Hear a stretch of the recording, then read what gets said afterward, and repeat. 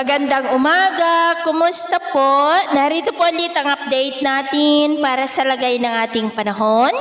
Ngayong umaga po ng March 22, 2026. Sa ngayon po ay easterlies pa rin ang hangin na umiihip ngayon dito sa ating bansa. Ito po ay mainit na hangin na nanggagaling dyan sa silangan o Pacific Ocean. Samantala sa labas ng Philippine Area of Responsibility, gaya po ninyong nakikita ay may sirkulasyon po na nabuo.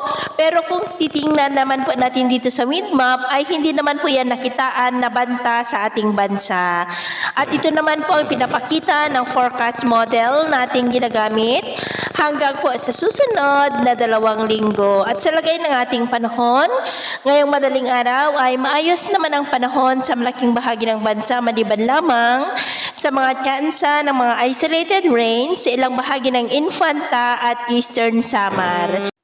At mamaya po ay sisikat naman ang araw sa malaking bahagi ng bansa pero may tsansa pa rin ng paminsan-minsan ay maulap na kalangitan with isolated rain sa ilang bahagi ng Infanta, Eastern Samar, Abuyog at Dinagat Island.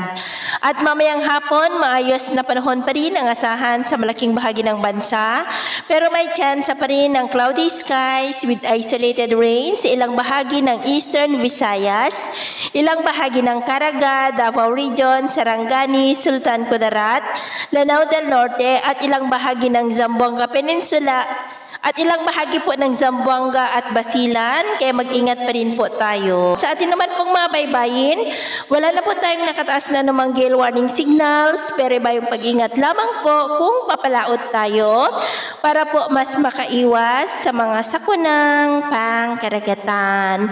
So yun po ang latest update natin sa araw na ito. Ako po muli si James na nagsasabing sa kahit anong pagsubok po na darating sa ating buhay, huwag po tayong mawawalan ng pag-asa. Thank you and God bless!